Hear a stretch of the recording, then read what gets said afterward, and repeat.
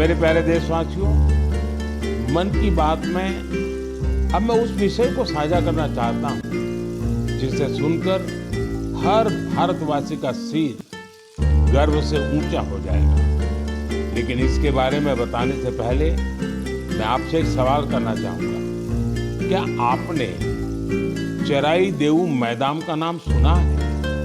अगर नहीं सुना तो अब आप ये नाम बार बार सुनेंगे और बड़े उत्साह से दूसरों को बताएंगे। असम के चराई देऊ मैदान को यूनेस्को वर्ल्ड हेरिटेज साइट में शामिल किया जा रहा है। इस लिस्ट में यह भारत की 43वीं लेकिन नॉर्थ ईस्ट की पहली साइट होगी। साथियों, आपके मन में ये सवाल जरूर आ रहा होगा कि चराई देऊ मैदान आखिर है क्या और ये इतना खास क्यों है? चराई देऊ का मतलब है shining city on the hills, यानी पहाड़ी पर एक चमकता शहर। ये अहोम राजवंश की पहली राजधानी थी। अहोम राजवंश के लोग अपने पूर्वजों के शव और उनकी कीमती चीजों को पारंपरिक रूप से मैदान में रखते थे। मैदान टीले नुमा एक ढांचा होता है जो ऊपर मिट्टी से ढका होता है और नीचे एक या उससे ज्यादा कमरे होते हैं। ये मैदान अहोम साम्राज्य के दिवंगत राजाओं और गणमान्य लोगों के प्रति श्रद्धा का प्रतीक है। अपने पूर्वजों के प्रति सम्मान प्रकट करने का ये तरीका बहुत यूनिक है। इस जगह पर सामुदायिक पूजा भी होती है। साथियों, अहोम साम्राज्य के बारे में दूसरी जानकारियां आपको और हैरान करेगी। 13वीं शताब्दी के शुरू होकर यह साम्राज्य 19वीं शताब्दी की शुरुआत तक चला। इतने लंबे कालखंड तक एक साम्राज्य का बने रहना बहुत बड़ी बात है। शायद अहोम साम्राज्य के सिद्धांत और विश्वास इतने मजबूत थे कि उसने इस राजवंश को इतने समय तक कायम रखा।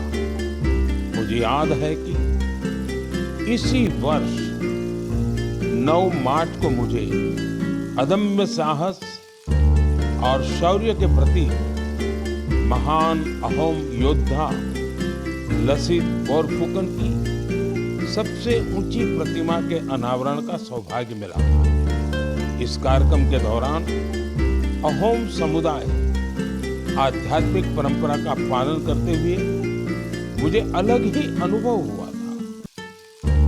लसित मैदान में अहोम समुदाय के पूर्वजों को सम्मान देने का सौभाग्य मिलना मेरे लिए बहुत बड़ी बात है।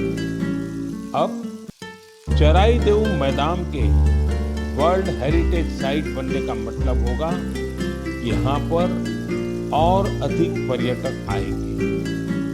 आप भी भविष्य के अपने ट्रैवल प्लान में इस साइट को जरूर शामिल करिएगा। साथियों, अपनी संस्कृति पर गौरव करते हुए ही कोई देश आगे बढ़ सकता है। भारत में भी इस तरह के बहुत सारे प्रयास हो रहे हैं। ऐसा ही एक प्रयास है प्रोजेक्ट परी। अब आप परी सुनकर कंफ्यूज मत होइएगा। ये परी स्वर्गीय कल्पना से नहीं जुड़ी, बल्कि धरती को स्वर्ग बना रही है। परी यानी पब्लिक आर्ट ऑफ इंडिया।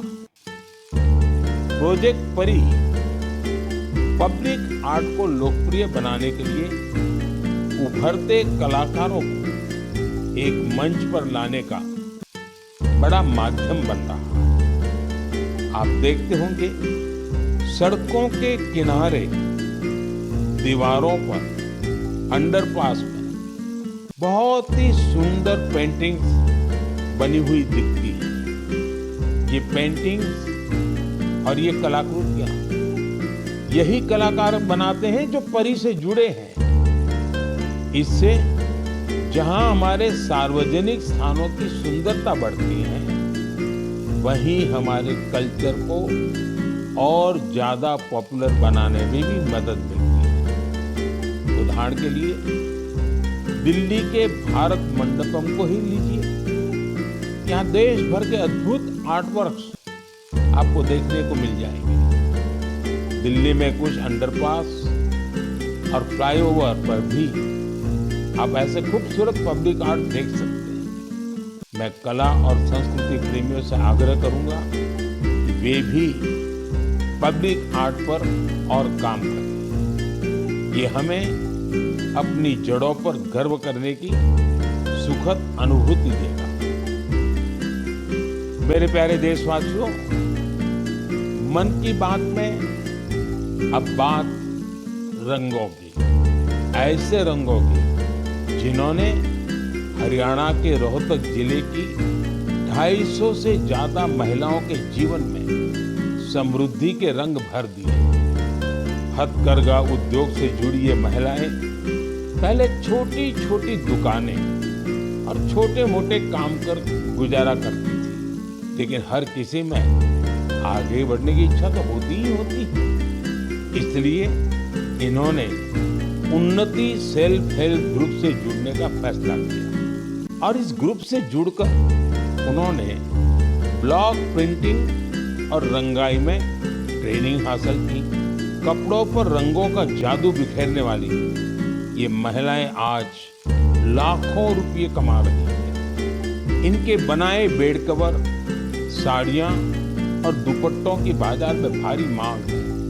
साथियों, रोहतक की इन महिलाओं की तरह देश के अलग अलग हिस्सों में कारीगर हैंडलूम को लोकप्रिय बनाने में जुटी हैं। चाहे ओडिशा की संबलपुरी साड़ी हो, चाहे एमपी की माहेश्वरी साड़ी हो, महाराष्ट्र की पैठणी या विदर्भ के हैंड ब्लॉक प्रिंट्स हो, चाहे हिमाचल के बुटीकों के शॉल और ऊनी कपड़े हो, या फिर जम्मू कश्मीर के कनी शॉल हो, देश के कोने कोने में हैंडलूम कारीगरों का काम छाया हुआ है।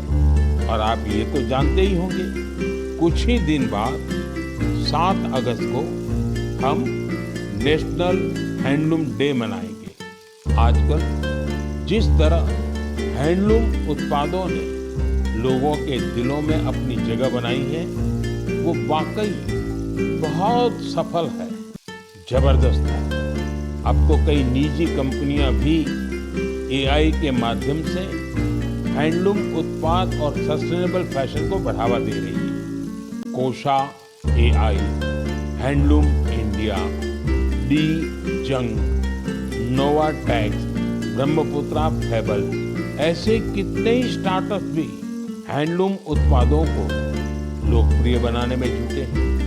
मुझे ये देखकर भी अच्छा लगा कि बहुत से लोग अपने यहाँ के ऐसे लोकल प्रोडक्ट्स को पॉपुलर बनाने में जुटे। आप भी अपने लोकल प्रोडक्ट्स को #MyProductMyPride के नाम से सोशल मीडिया पर अपलोड करें। आपका ये छोटा सा प्रयास अनेकों लोगों की जिंदगी बदल देगा। साथियों, हैंडलूम के साथ साथ मैं खादी की बात भी करना चाहूंगा। आप में से ऐसे कई लोग होंगे जो पहले कभी खादी के उत्पादों का उपयोग नहीं करते, लेकिन आज बड़े गर्व से खादी पहनते हैं। मुझे बताते हुए भी आनंद आ रहा है, खादी ग्रामोद्योग का कारोबार पहली बार 1.5 लाख करोड़ रुपए के पार पहुंच गया है। सोचिए, 1.5 लाख करोड़ रुपए। और जानते हैं खादी की बिक्री कितनी बढ़ी है? 400%। खादी की, हैंडलूम की ये बढ़ती हुई बिक्री बड़ी संख्या में रोजगार के नए अवसर भी बना रही है। इस इंडस्ट्री से सबसे ज्यादा महिलाएं जुड़ी हैं। तो सबसे ज्यादा फायदा भी उन्हीं को हो रहा है। मेरा तो आपसे फिर एक आग्रह है, आपके पास भांति भांति के वस्त्र होंगे और आपने अब तक खादी के वस्त्र नहीं खरीदे तो इस साल से शुरू कर लें। अगस्त का महीना आ ही गया है, ये आजादी मिलने का महीना है, क्रांति का महीना है। इससे बढ़िया अवसर और क्या होगा खादी खरीदने के लिए। मेरे प्यारे देशवासियों, मन की बात में मैंने अक्सर आपसे ड्रग्स की चुनौती की चर्चा की है। हर परिवार की ये चिंता होती है कि कहीं उनका बच्चा ड्रग्स की चपेट में ना आ जाए। अब ऐसे लोगों की मदद के लिए सरकार ने एक विशेष केंद्र खोला है जिसका नाम है मानस। ड्रग्स के खिलाफ लड़ाई में ये बहुत बड़ा कदम है। कुछ दिन पहले ही मानस की हेल्पलाइन और पोर्टल को लॉन्च किया गया है। सरकार ने एक टोल फ्री नंबर 1933 जारी किया। इस पर कॉल करके कोई भी जरूरी सलाह ले सकता है या फिर रिहेबिलिटेशन से जुड़ी जानकारी ले सकता है। अगर किसी के पास ड्रग्स से जुड़ी कोई दूसरी जानकारी भी है तो वो इसी नंबर पर कॉल करके नारकोटिक्स कंट्रोल ब्यूरो के साथ साझा भी कर सकते हैं। मानस के साथ साझा की गई हर जानकारी गोपनीय रखी जाती है। भारत को ड्रग्स फ्री बनाने में जुटे सभी लोगों से, सभी परिवारों से, सभी संस्थाओं से मेरा आग्रह है कि मानस हेल्पलाइन का भरपूर उपयोग करें। मेरे प्यारे देशवासियों, कल दुनिया भर में टाइगर डे मनाया जाएगा। भारत में तो टाइगर्स, बाघ हमारी संस्कृति का अभिन्न हिस्सा रहा है। हम सब बाघों से जुड़े किस्से कहानियां सुनते हुए ही बड़े हुए हैं। जंगल के आसपास के गांव में तो हर किसी को पता होता है कि बाघ के साथ तालमेल बिठाकर कैसे रहना है। हमारे देश में ऐसे कई गांव हैं जहां इंसान और बाघ के बीच कभी टकराव की स्थिति नहीं आती, लेकिन जहां ऐसी स्थिति आती है वहां भी बाघों के संरक्षण के लिए अभूतपूर्व प्रयास हो रहे हैं। जन भागीदारी का ऐसा ही एक प्रयास है कुल्हाड़ी बंद पंचायत।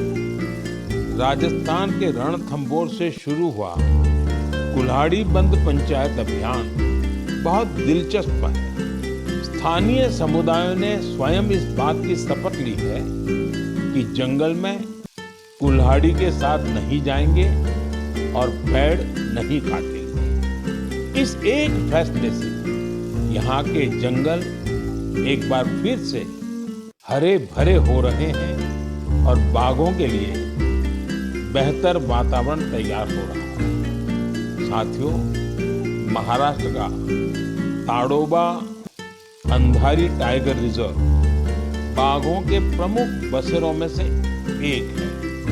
यहाँ के स्थानीय समुदाय, विशेषकर गोंड और माना जनजाति के हमारे भाई बहनों ने इको टूरिज्म की ओर तेजी से कदम बढ़ाए।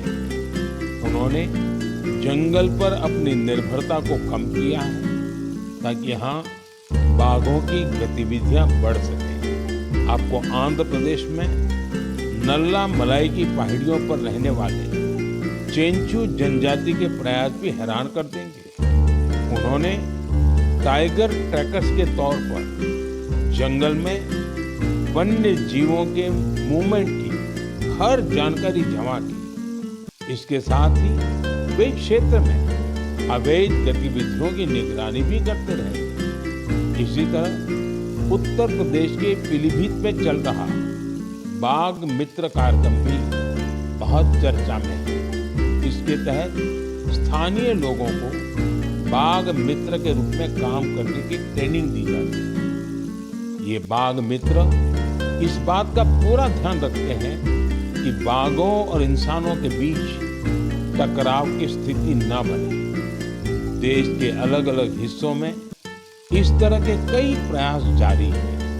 मैंने यहाँ कुछ ही प्रयासों की चर्चा की, लेकिन मुझे खुशी है कि जन भागीदारी बाघों के संरक्षण में बहुत काम आ रही है। ऐसे प्रयासों की वजह से ही भारत में बाघों की आबादी हर साल बढ़ रही है। आपको ये जानकर खुशी और गर्व का अनुभव होगा कि दुनिया भर में जितने बाघ हैं, उनमें से 70% बाघ हमारे देश में हैं। सोचिए, 70% बाघ। तभी तो हमारे देश के अलग अलग हिस्सों में कई टाइगर सेंचुरी हैं। साथियों, बाघ बढ़ने के साथ साथ हमारे देश में वन क्षेत्र भी तेजी से बढ़ रहा है। इसमें भी सामुदायिक प्रयासों से बड़ी सफलता मिल रही है। पिछले मन की बात कार्यक्रम में आपसे एक पेड़ मां के नाम कार्यक्रम की चर्चा की। मुझे खुशी है कि देश के अलग अलग हिस्सों में बड़ी संख्या में लोग इस अभियान से जुड़ रहे हैं। अभी कुछ दिन पहले स्वच्छता के लिए प्रसिद्ध इंदौर में एक शानदार कार्यक्रम हुआ। यहाँ एक पेड़ मां के नाम कार्यक्रम के दौरान एक ही दिन में 2 लाख से ज्यादा पौधे लगाए गए। अपनी मां के नाम पर पेड़ लगाने के इस अभियान से आप भी जरूर जुड़े और सेल्फी लेकर सोशल मीडिया पर भी पोस्ट करें। इस अभियान से जुड़कर आपको अपनी मां और धरती मां दोनों के लिए कुछ स्पेशल कर पाने का एहसास होगा।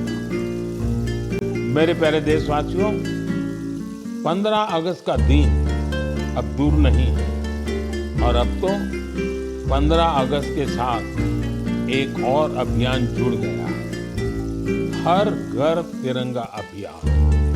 पिछले कुछ वर्षों से तो पूरे देश में हर घर तिरंगा अभियान के लिए सबका जोश हाई रहता है। गरीब हो, अमीर हो, छोटा घर हो, बड़ा घर हो, हर कोई तिरंगा लहराकर गर्व का अनुभव करता है। तिरंगे के साथ सेल्फी लेकर सोशल मीडिया पर पोस्ट करने का क्रेज भी दिखता है।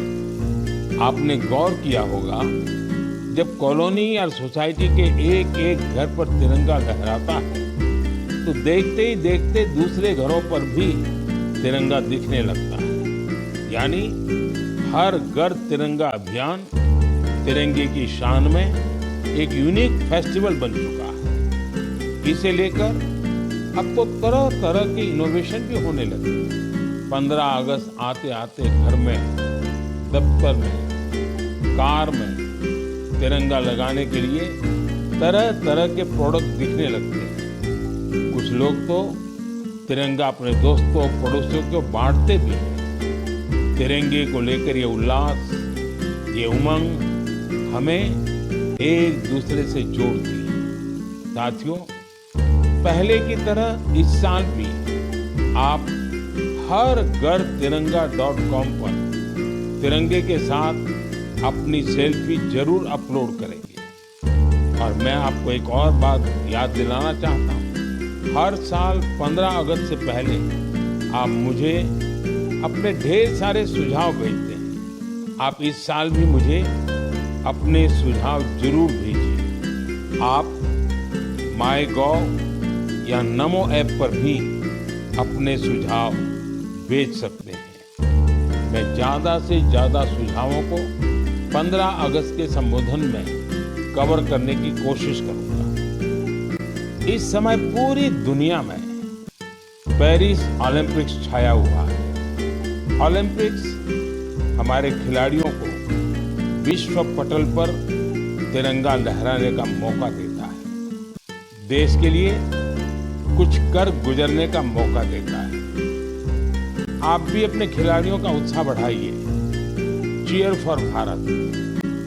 साथियों, स्पोर्ट्स की दुनिया के इस ओलंपिक्स से अलग कुछ दिन पहले मैथ्स की दुनिया में भी एक ओलंपिक हुआ है, इंटरनेशनल मैथमेटिक्स ओलंपियाड। इस ओलंपियाड में भारत के स्टूडेंट्स ने बहुत शानदार प्रदर्शन किया है। इसमें हमारी टीम ने सर्वश्रेष्ठ प्रदर्शन करते हुए 4 गोल्ड मेडल्स और 1 सिल्वर मेडल जीता है। इंटरनेशनल मैथमेटिक्स ओलंपियाड, इसमें 100 से ज्यादा देशों के युवा हिस्सा लेते हैं और ओवरऑल टैली में हमारी टीम टॉप 5 में आने में सफल रही है। देश का नाम रोशन करने वाले इन स्टूडेंट्स के नाम है पुणे के रहने वाले आदित्य वेंकट गणेश, पुणे के ही सिद्धार्थ चोपड़ा, दिल्ली के अर्जुन गुप्ता, ग्रेटर नोएडा के कनव तलवार, मुंबई के रुशिल माथुर और गुवाहाटी के आनंदो भादुरी। साथियों, आज मन की बात में मैंने इन युवा विजेताओं को विशेष तौर पर आमंत्रित किया है। ये सभी इस समय फोन पर हमारे साथ जुड़े हुए हैं। नमस्ते साथियों, मन की बात में आप सभी साथियों का बहुत बहुत स्वागत है। आप सभी कैसे हैं? हम ठीक है सर। अच्छा साथियों, मन की बात के जरिए देशवासी आप सभी के एक्सपीरियंसेस जानने को बहुत उत्सुक है। मैं शुरुआत करता हूं आदित्य और सिद्धार्थ से। आप लोग पुणे में हैं। सबसे पहले मैं आपसे ही शुरू करता हूं। ओलंपियाड के दौरान आपने जो अनुभव किया उसे हम सभी के साथ शेयर कीजिए। मुझे मैथ्स में छोटे से इंटरेस्ट था। फिफ्थ स्टैंडर्ड में प्रकाश वाले टीचर ने सिखाया था। आपके साथी का क्या कहना है? मैं सिद्धार्थ हूँ, मैं पुणे से हूँ। मैं भी क्लास 12 पास किया हूँ। ये मेरा सेकंड टाइम था आईएमओ में। मुझे भी छोटे से बहुत इंटरेस्ट था मैथ्स में और आदित्य के साथ जब मैं 6th में था, प्रकाश सर ने हम दोनों को ट्रेन किया था और बहुत हेल्प हुआ था हमको। और अभी मैं कॉलेज के लिए CMI जा रहा हूँ और मैथ्स एंड CS परस्यू कर रहा हूँ। अच्छा, मुझे बताया गया है कि अर्जुन इस समय गांधीनगर में है और कनव तो ग्रेटर नोएडा के ही है। अर्जुन और कनव, हमने ओलंपियाड को लेकर जो चर्चा की, लेकिन आप दोनों हमें अपनी तैयारी से जुड़ा कोई विषय और कोई विशेष अनुभव अगर बताएंगे तो हमारे श्रोताओं को अच्छा लगेगा।